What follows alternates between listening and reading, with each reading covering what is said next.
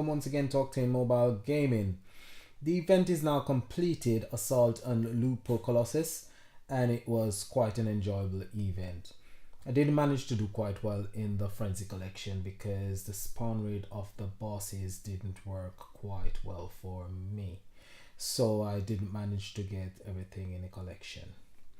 However, the Legendary Relic collection was quite good and I did manage to complete the Legendary Relic collection. And I did manage to get the 5 copies of the Legend Crystal Shard and the 3 copies of the Orb of Experience, which was quite good. Really appreciate those because I need Legendary Crystal Shards and I really need Orb of Experience for my relics. They're quite good. So the deck for the event was quite diverse, quite good, and I really enjoyed playing the deck. It worked very well with the cards that I had in my collection. So this week deck I would give a 3.5 out of 5. So it's a quite good deck.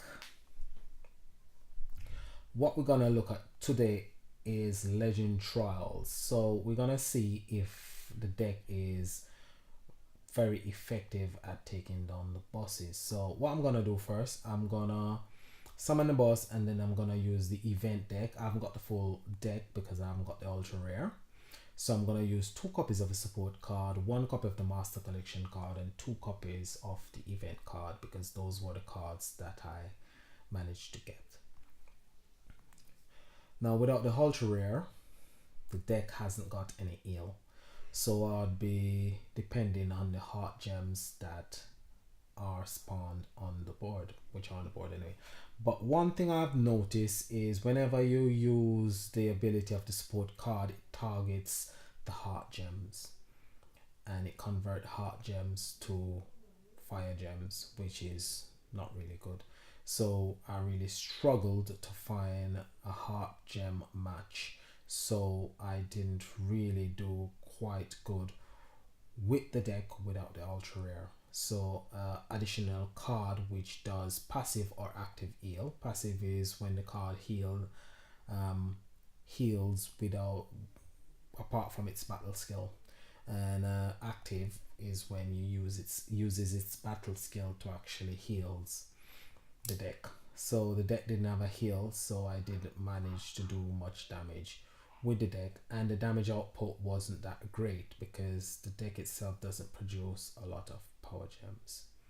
So it works best with cards added alongside the deck, which is the intention of Network anyway. So you can use cards from previous event to complement the current event deck, which I really love, I should say, the new mechanics, because it's working out really good for not just myself but other players, where other players are now using deck from previous event alongside the event deck to actually produce massive damage output. So you can see the damage output. Master collection card is doing 14 billion, support card is doing 13 billion, and the event card is doing around about 13 billion as well. So now the next deck I use is 1 copy of the master collection card alongside my deck from my previous layer event, which was Finnick Fright Feast Fest. I probably got that wrong, but it was from the Finnick event back. This was the Halloween deck, 2018 Halloween deck.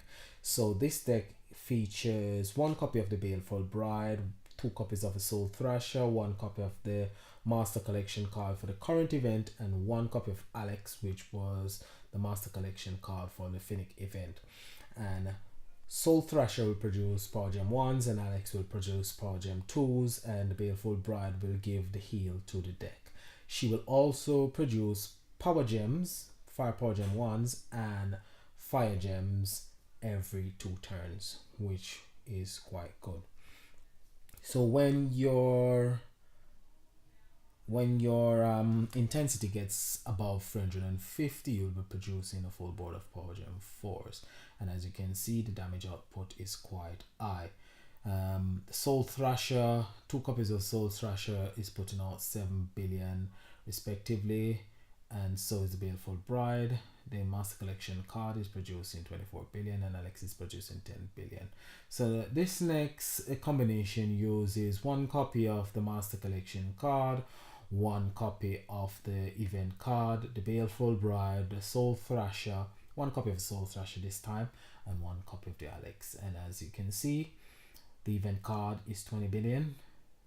The Master Collection card is 24 billion.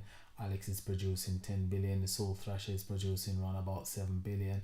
And so is the Baleful Bride. So the damage output on this combination is quite high because we're producing a full, not really a full board of Power Gem 4s, but quite a bit of Power Gem 4s because it's a mix and match of Power Gem 1s, 2s, 3s, and 4s.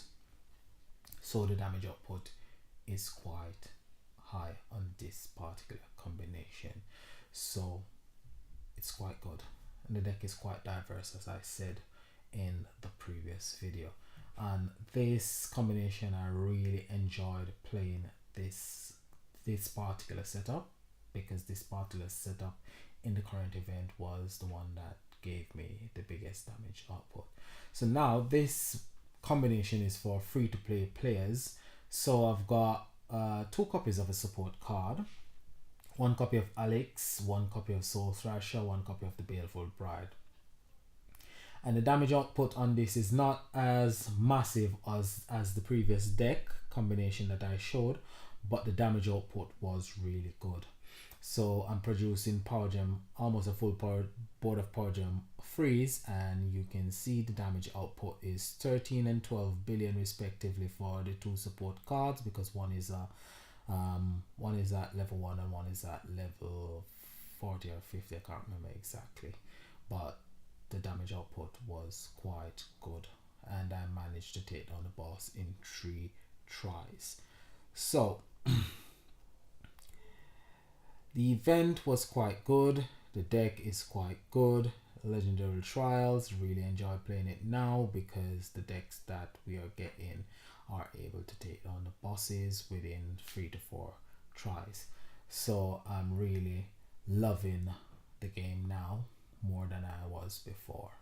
So leave a like below, leave a comment below, subscribe, share the video, and as always, this is Octane saying peace and have a great day. Thank you.